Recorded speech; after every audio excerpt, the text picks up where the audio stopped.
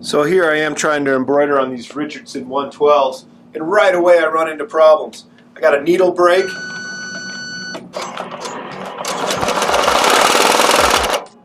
I've had thread breaks, and there's clearly some misregistration.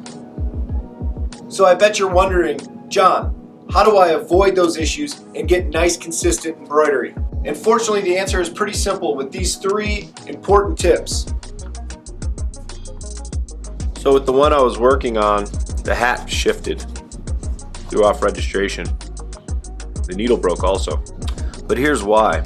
Got some bunching in here. This hat is hooped poorly. And the reason is I can't get it tight enough. And the reason I can't get it tight enough is because I need to move my clamp back to the furthest back notch. With the way it's set now, it's maxed out. And it doesn't give me for a tight enough clamp. Notice where the clamp is now, the clip. It's all the way back. That gives me plenty of more adjustment with my wing nuts, so I can keep everything nice and tight, really clamp that hat down tightly. Here, I'll show you how.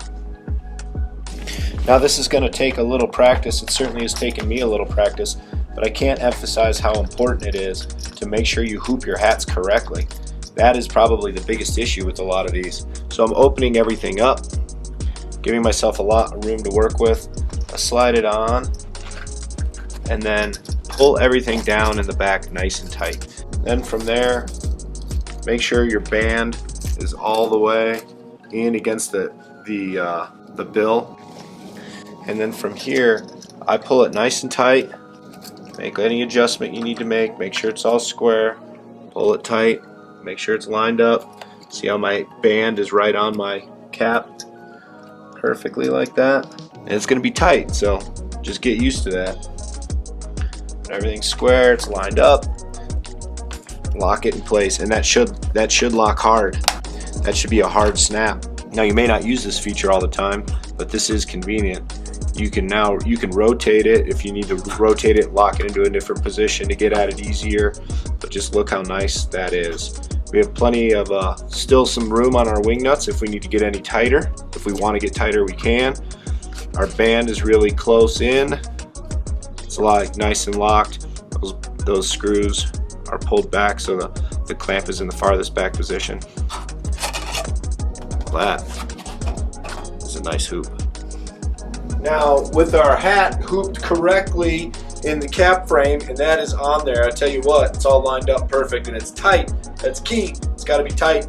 Now we have to work on the presser foot. That's step 2. I'm going to show you how to do that. Here's a little document on it too. Go to melco-service.com and hit the FAQ button. In the search bar, type presser and then hit enter. Now there are a ton of good articles in here that I recommend you read. Breaking needles when sewing caps, troubleshooting, needle deflection. What we're looking for is presser foot gap adjustment.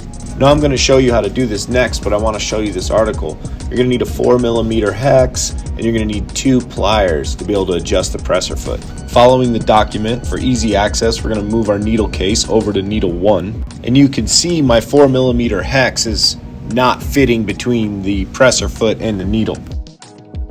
So I'll use my needle nose pliers and hold the top and pull the presser foot back off the needle a little. Another quick check, and you can see my wrench slides in the gap. That's where we want to be. Well, we got our presser foot set and we got our hat hooped nice. Let's look at the third trick, and that's going to be in DesignShop. We're going to want to embroider this bottom up, center out. Right click your design, and under properties, you're going to see top stitching. For hats, we want to go horizontal stitch order, that button there, inside out. Good rule of thumb for hats is speed at 900 and active feet around 12. Now Scott came in just to see what I was doing, and this is kind of a step 4, but not really. He noticed that the cap driver was too far up. So, being curious like I am, I found the page on the Melco Tech website. Just type in cap driver, and it gives you all the instructions there to get it just right. Essentially, you want to make sure that it's centered and that it's just about a business card up off the arm. That'll give you the right results. Once it's set, you should be fine for all future jobs. Alright, well let's embroider this thing, see how it looks. Notice that it's starting in the center. As the design goes on, it's going to work its way out. Now I sped it up here like 2,000%, but the idea was to show you that it can embroider this whole hat if we do those things just right without any issues. Guinness Book of World Records for fastest embroidery ever. Little snip snip, get those straggler threads. Well, I don't know who Steve is, but if you want to get a lot of hats done and you want to get them done without a lot of problems, use those 4 tricks. That'll get you there. Thanks for watching. Make sure you check out the Melco Tech website and also like and subscribe.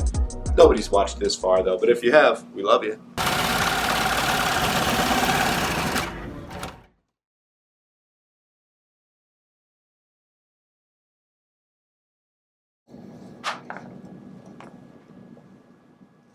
Chacho boy. Yeah, good boy. Chacho.